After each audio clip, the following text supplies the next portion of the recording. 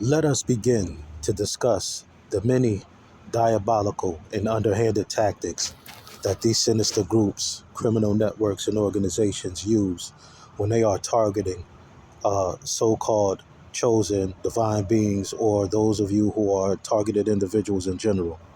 The reason we want to begin to discuss and share this information is so that those of you who are unaware, and because many are still unaware, will know exactly what to look for and be able to spot it, recognize it, take note of it, and or not have to go through the same growing pains that many of you who are targeted or who have been stalked, etc., chosen divine beings, um, can avoid the same growing pains.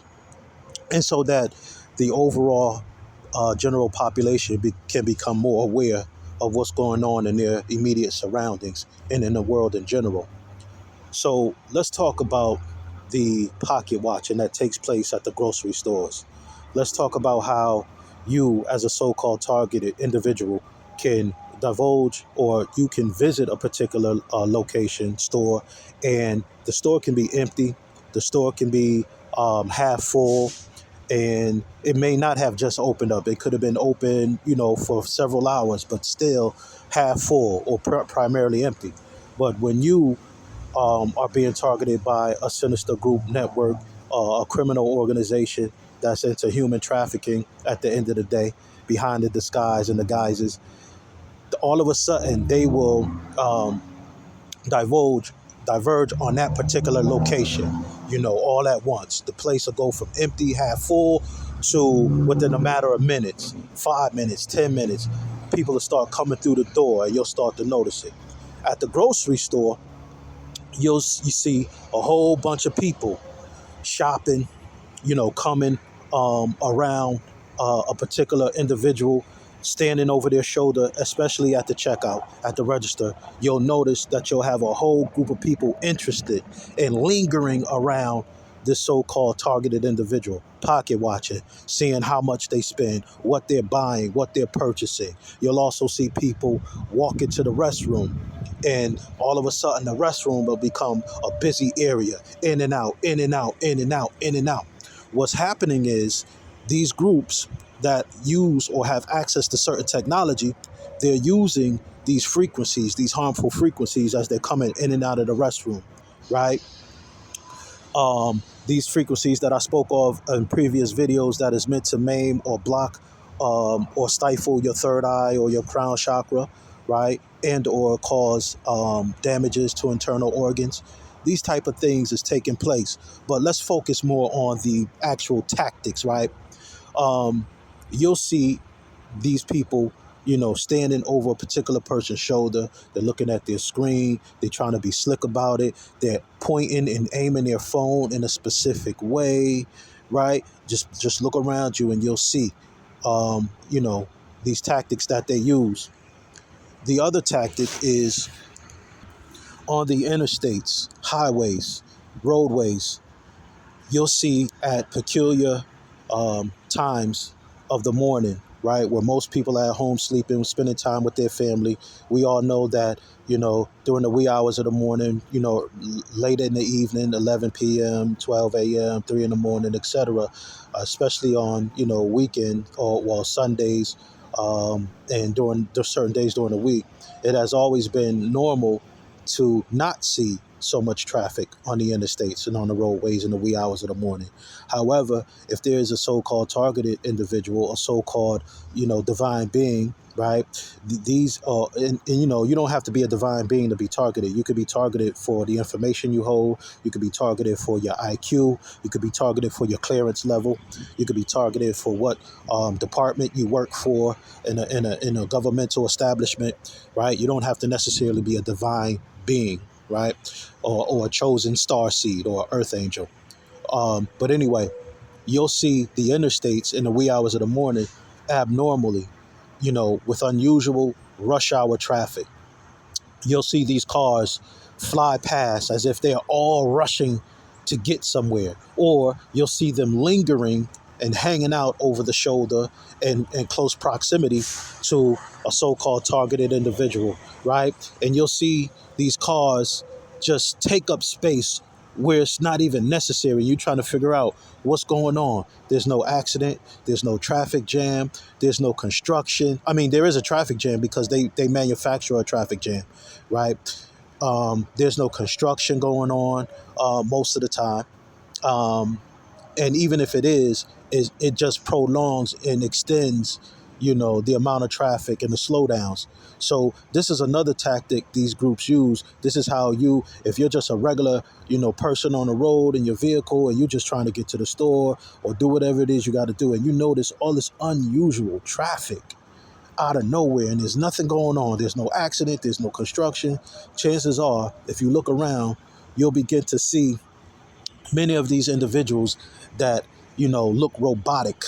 They drive robotic. They drive in clusters, right? You'll usually see 2 to 3 to 4 in clusters, if not more, and they all driving in a group, almost like Air Force, right, where the planes are flying together, but they're spread out, but they're still close in close proximity. This is how these individuals drive, like they had some type of training, or they are programmed in a certain way, right? Programming.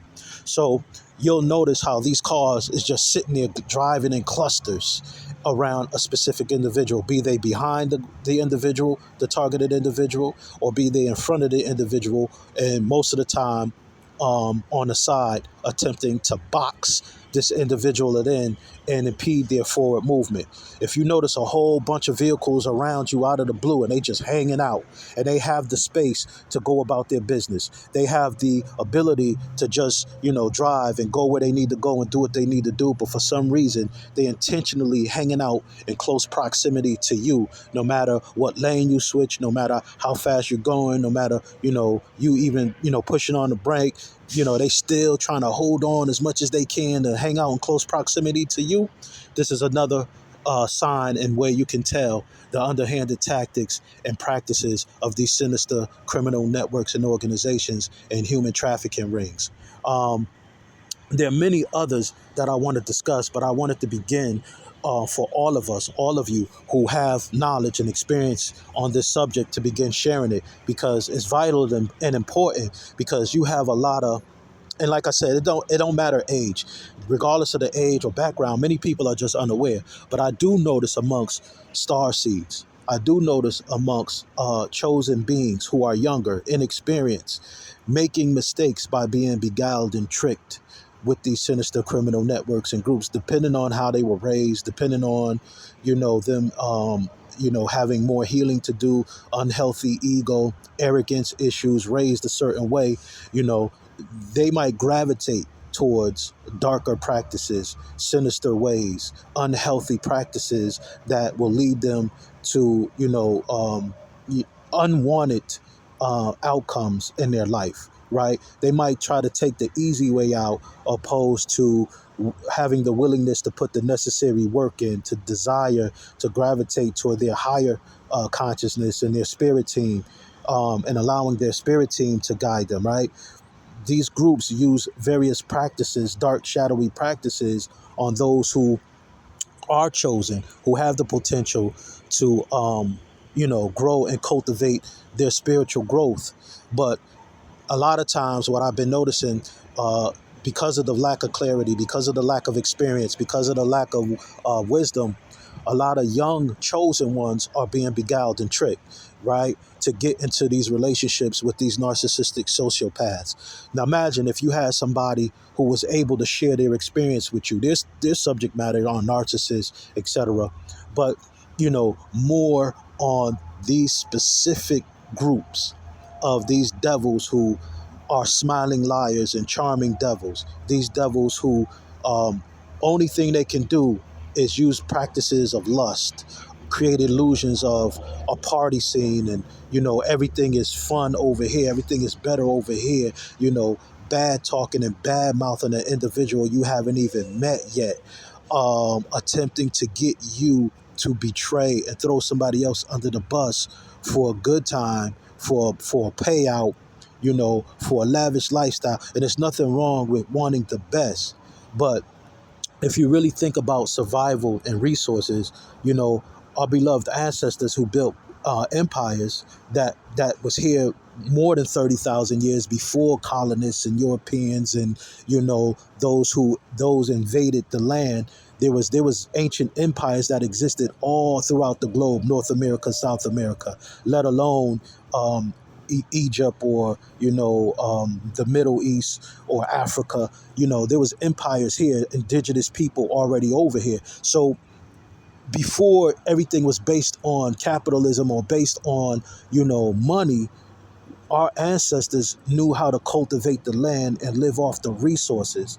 They didn't have a need to sell each other out. They had a need to work together. They had a need to support one another. They had a need to not set each other up, throw each other under the bus, because they knew the more hands on deck doing what's right meant the survival of the whole tribe, of the whole clan, so to speak, right? So it's it's important that we start to discuss these subject matters more.